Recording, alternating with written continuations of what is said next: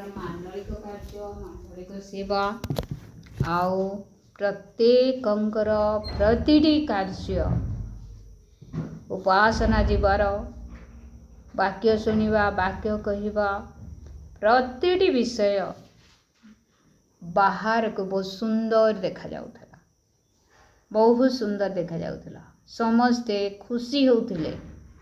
କିନ୍ତୁ ପ୍ରଭୁ ଯୀଶୁ କହୁଅଛନ୍ତି ମାତ୍ର ତୁମେ ପ୍ରକୃତିରେ ମୃତ ବୋଲି। ପ୍ରଭୁ ଯୀଶୁ ଜାଣୁଅଛନ୍ତି ସେମାନଙ୍କର କର୍ମ, ପ୍ରଭୁ ଯୀଶୁ ଜାଣୁଅଛନ୍ତି ସେମାନଙ୍କର ଅନ୍ତର, କାରଣ ସେ ଅନ୍ତଃକରଣ ପରୀକ୍ଷା କରିବାରେ ପରମେଶ୍ୱର ଅଟନ୍ତି।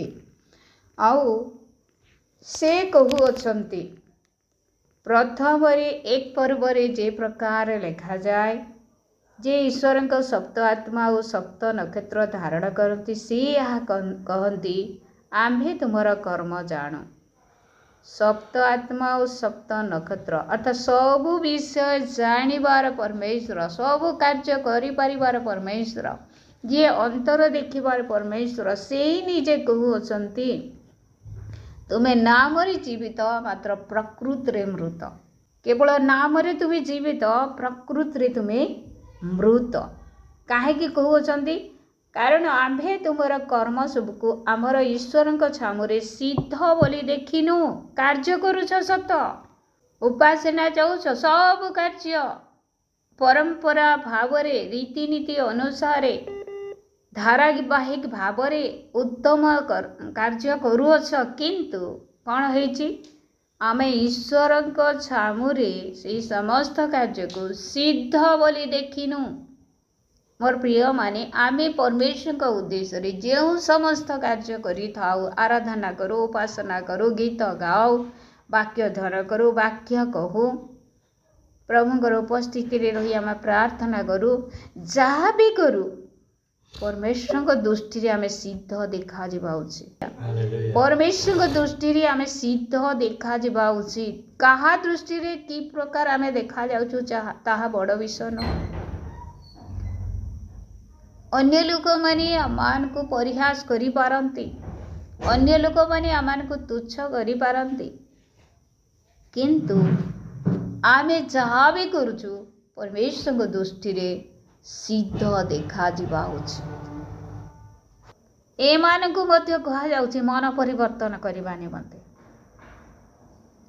କି ପ୍ରକାର ବାକ୍ୟକୁ ଶିକ୍ଷା କଲେ ଆଉ ଶ୍ରବଣ କଲେ, ଗ୍ରହଣ କଲେ, ସେ ସବୁ ବିଷୟକୁ ସେମାନେ ମନେ ପକାଇବେ ଆଉ ମନ ପରିବର୍ତ୍ତନ କରିବେ ଆଉ ଜାଗ୍ରତ ରହିବେ।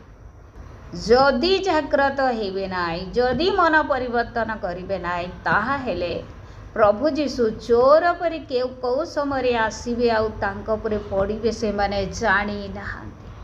ପଡ଼ିବେ କହିଲେ ଜଣଙ୍କ ଉପରେ ପଡ଼ିବା ବିଷୟ ଏଇଟା ନୁହଁ। ଭାରି ଲାଗିବ ତାର ଅର୍ଥ। ପ୍ରଭୁ ଯୀଶୁଙ୍କର ଆଗମନ ଯେଉଁମାନେ ଜାଗ୍ରତ ନଥିବେ, ଯେଉଁମାନେ ପ୍ରସ୍ତୁତ ନଥିବେ, ସେମାନଙ୍କ ନିମନ୍ତେ ଭାରି ଲାଗିବ। ତଥାପି ସେ ସାର୍ଦି ମଣ୍ଡଳୀରେ 2 ଦଳର ଲୋକ ଅଛନ୍ତି। ଗୋଟିଏ ଦଳ ଧର୍ମକର୍ମ କରୁଅଛନ୍ତି ସତ, କିନ୍ତୁ ପ୍ରଭୁ ଯୀଶୁ ସେମାନଙ୍କୁ କହିଲେ ମାତ୍ର ତୁମେ ମୃତ। ଏବେ ମଧ୍ୟ ତୁମେ ମନ ପରିବର୍ତ୍ତନ କର, ଏବେ ମଧ୍ୟ ତୁମେ ଜାଗ୍ରତ ହୁଅ, ଆଉ କେଉଁ ବାକ୍ୟ ଶିକ୍ଷା ପାଇଅଛ ଆଉ ଶୁଣିଅଛ ତାହା ସ୍ମରଣ କର, ଆଉ ପ୍ରଭୁଙ୍କ ନିମନ୍ତେ ପ୍ରସ୍ତୁତ ହୁଅ। ଆଉ ଯଦି ପ୍ରସ୍ତୁତ ହେବ ନାହିଁ, ଜାଗ୍ରତ ହେବ ନାହିଁ, ତାହେଲେ ଯେଉଁ ସମୟରେ ପ୍ରଭୁ ଯୀଶୁ ଆସିବେ ସେହି ସମୟରେ ସେମାନଙ୍କ ଉପରେ ପଡ଼ିଲା ପରି ବୋଧ ହେବ ସେମାନଙ୍କୁ। କିନ୍ତୁ ଆଉ ଗୋଟିଏ ଦଳ ସେ ସାର୍ଦି ମଣ୍ଡଳୀରେ ଅଛନ୍ତି, ଆଉ ସେହି ଦଳର ଲୋକମାନେ କ'ଣ କରନ୍ତି? ଆପଣାର ବସ୍ତ୍ର ମଳିନ କରିନାହାନ୍ତି। ବସ୍ତ୍ର ମଳିନ ବୋଲି ଆମେ କାହାକୁ କହୁ? ବସ୍ତ୍ର ମଳିନର ଅର୍ଥ କ'ଣ? ଆମେ ଗୋଟେ ବାକ୍ୟ ବାହାର କରିବା। ବୋଧେ ଜିଖରୀୟ ପୁସ୍ତକ, ଜିଖରୀୟ 3 ପର୍ବ, ଜିଖରୀୟ 3 ପର୍ବ 3 ପଦରେ ଲେଖାଯାଏ, ଅଧର୍ମ ହେଉଛି ମଳିନ ବସ୍ତ୍ର। जड़े जितेबले धर्म कर्म करे नाई सत्यतारे चले नाई किछि भूल करी बसे किछि पाप करी बसे तार वस्त्र कौन है मलिन हो जाए। जगार आम देखला सारथी मंडली रे आउ गोटे दलर लोक अछंती सेमानंकर वस्त्र मलिन करी नाहांती सेमाने आउ सेमानकु कहा जाए तुम मान मध्य साथी परी केतेक अछंती सेमाने शुक्ल वस्त्र परिहित होई आंभ संगरे गमनागमन करिवे कारण सेमाने योग्य। शुक्ल वस्त्र अर्थात धार्मिकतार कार्य सेमाने करूअछंती सेमाने कौन करिवे प्रभु जीशु सहित बा परमेश्वर सहित सेमाने तांकर संगरे गमनागमन करिवे कारण कौन कारण सेथि निमंते सेमाने योग्य।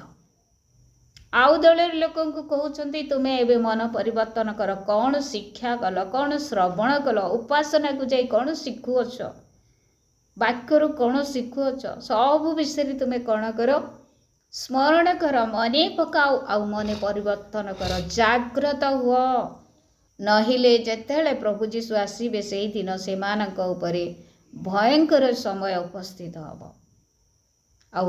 आउ दले लोकंकु कहउछंती सेमाने वस्त्र मलिन करी नाहांती अर्थात सेमाने धार्मिकतार कार्य करि चली छंती आउ सेमाने परमेश्वर संगरे गमन करबा निमंते योग्य अटंती।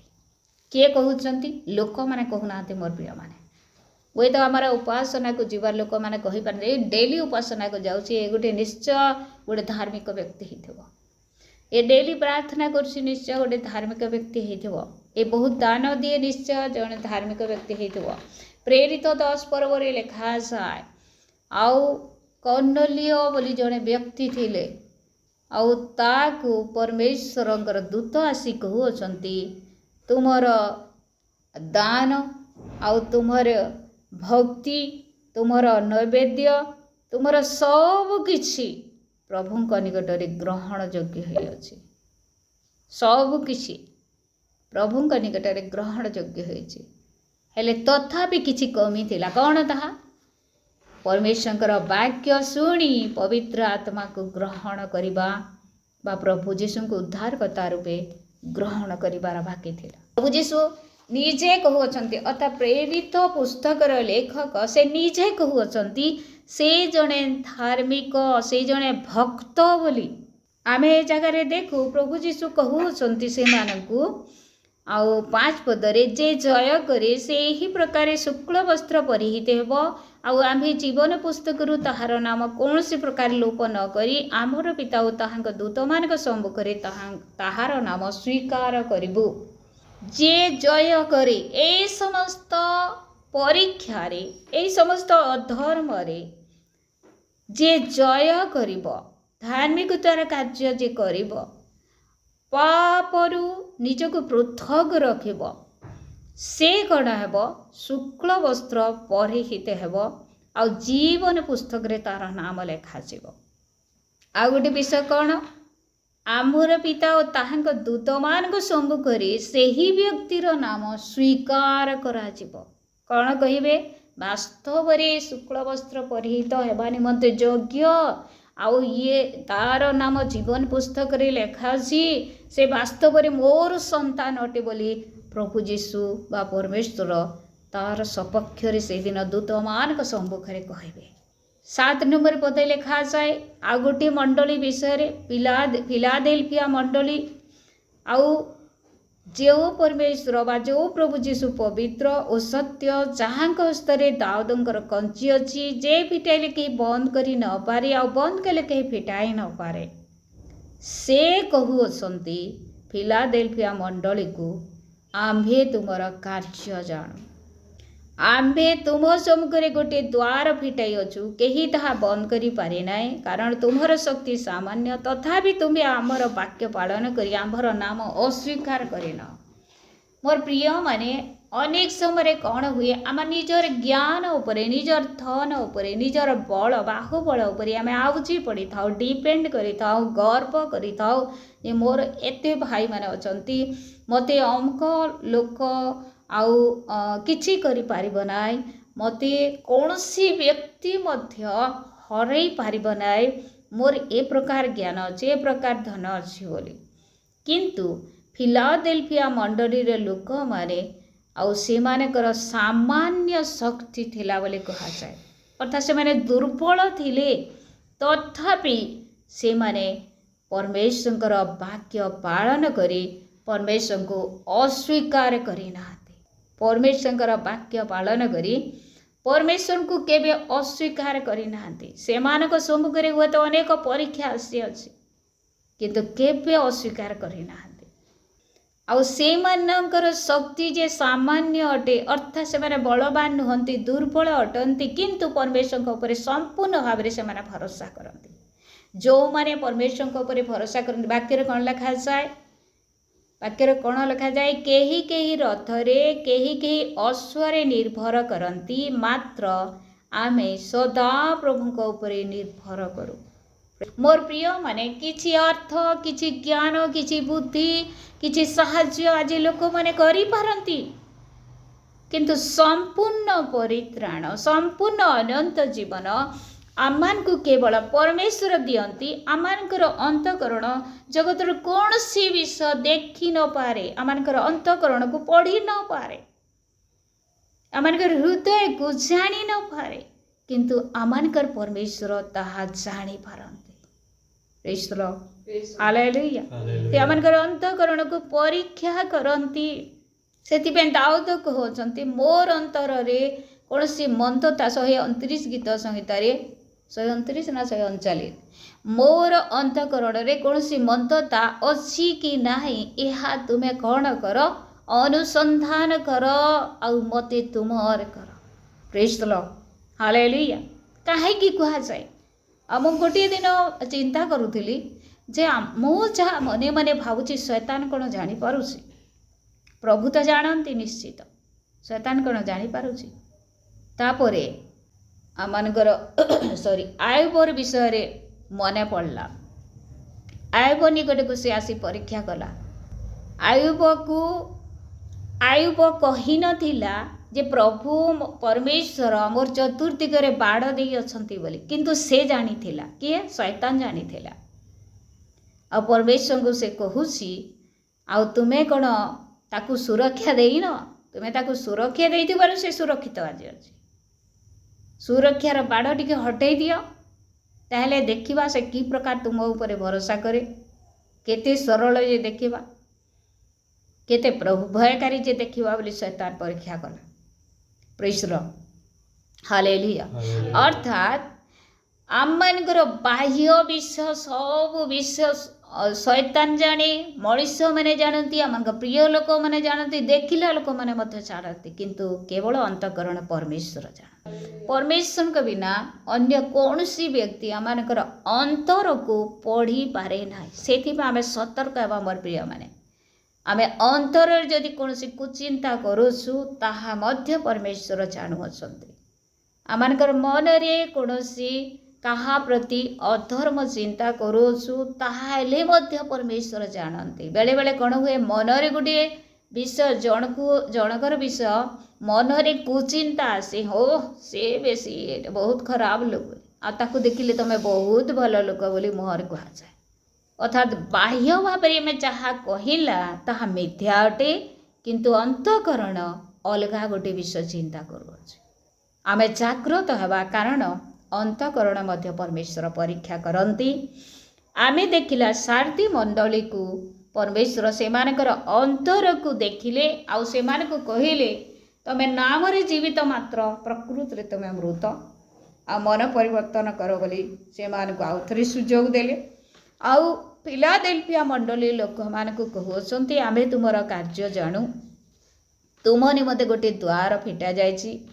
आउ ए प्रकार एक द्वार फिटा जायछि जो द्वार केही मध्य बंद करि पारिबो नाही आउ तुमे जदिओ दुर्बल तथापि तुमे आम ऊपर भरोसा करिछ संपूर्ण आम ऊपर आउची पड़िछ आउ आमानकर वाक्य पालन करी आमानकर नाम को तुमे केबे अस्वीकार करी न बोली प्रभु जीशु निजे कहउछंती से मानकर सपक्ष रे नौ पदरे लिखा जाए, देख जो माने जिहुदी नुहंती किंतु मिथ्यारे आपण मान को जिहुदी बोली कहती एपरी शैतान दलर लोक मान को आंभे आने तुमर चरण तले प्रणाम कराइबो।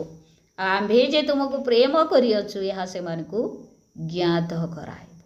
को मान को फिलाडेल्फिया मंडलीर लोक मान को से मानकर योग्यता कौन, से माने दुर्बल हेले मध्य परमेश्वर को संपूर्ण भरोसा करथिले।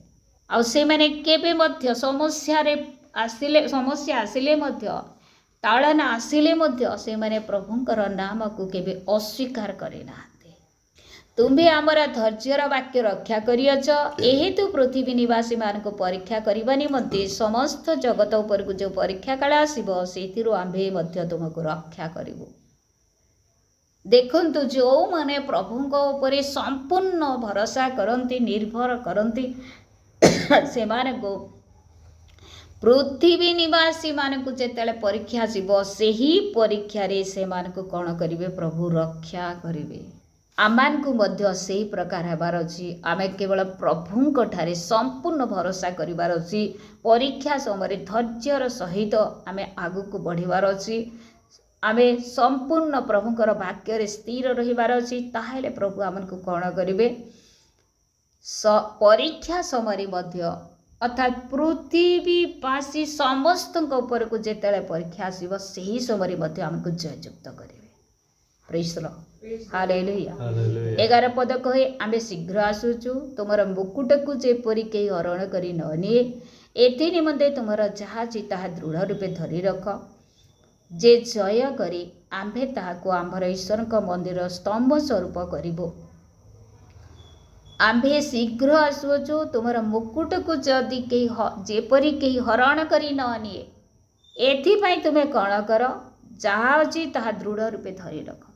अर्थात जो उत्तम गुण तुमर अछि, जो धैर्य तुमे धरि पारि अछ, जो परमेश्वर को परे तुमे भरोसा रखी पारि अछ, एही उत्तमतारे, एही भरोसा रे, एही विश्वास रे तुमे कण हुआ संपूर्ण भाव रे जीवन शेष पर्यंत तुमे लागी रह।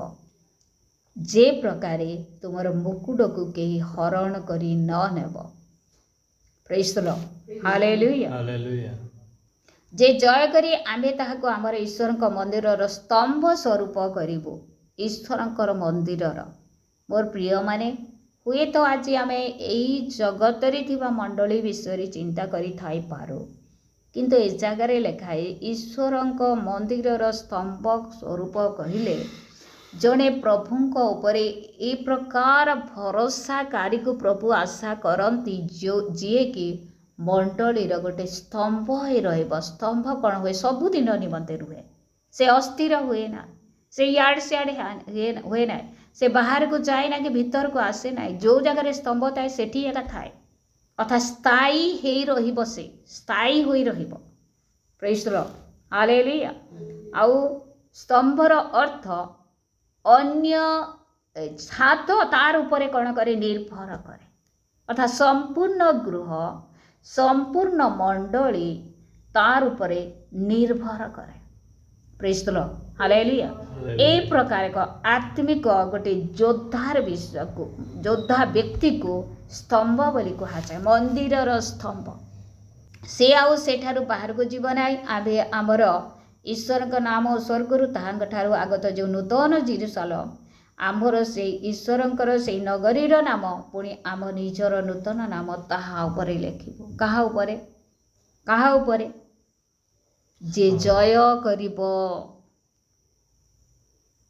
जे प्रत्येक परीक्षा रे जययुक्त हब, पापर परीक्षा रे जययुक्त हब, ता निकट को निंदा आसिले मध्य परमेश्वर को केबे अस्वीकार करिबो नाय।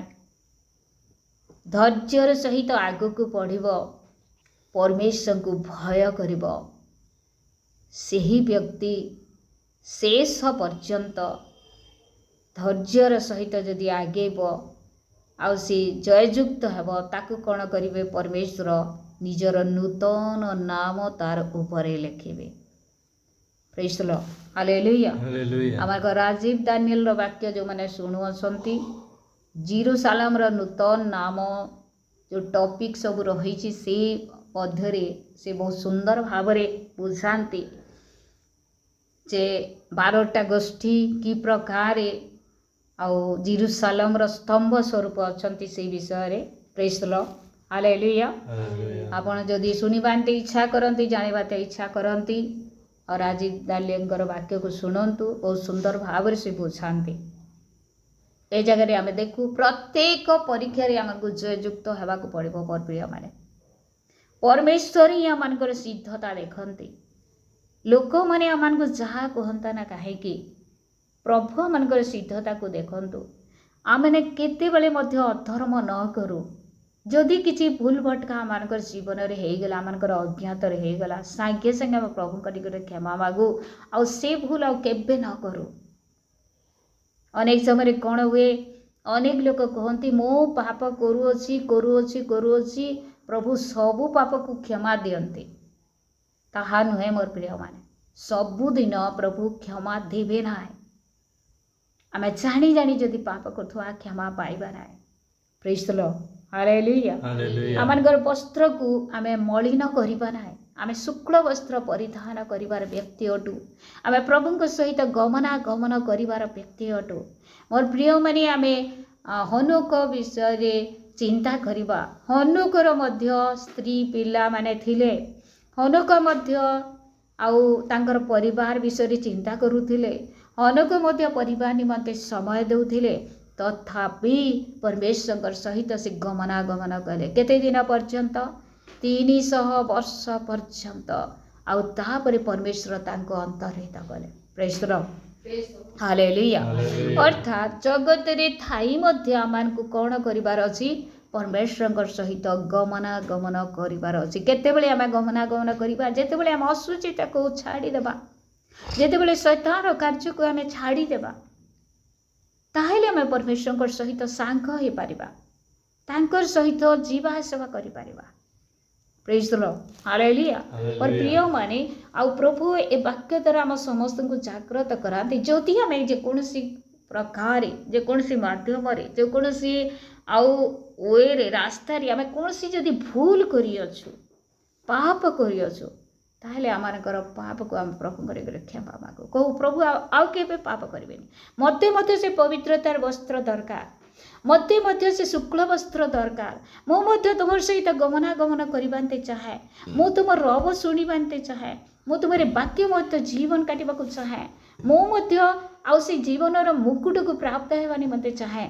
मते तुमे दया कर, मु मध्य तुमर मंदिरर स्तंभ स्वरूप हेबाकु चाहे। मते तुमे दया कर बोली आम प्रभु निकटे प्रार्थना करूँ। प्रभु आमको कड़ करेंगे, अनुग्रह करेंगे, आउ आमको जययुक्त होगा निमते साहाय्य करेंगे। फिलाडेल्फिया मंडलीर लोक मानकर आउ गोटे विषय थिला बहुत आउ से जगह लिखा जाए, कारण तुम्हार शक्ति सामान्य। से माने दुर्बल व्यक्ति माने थिले, से माने शक्तियुक्त व्यक्ति मान नथिले, आउ से माने संपूर्ण भाव परमेश्वर उपरे आउजी पड़िबार व्यक्ति माने थिले।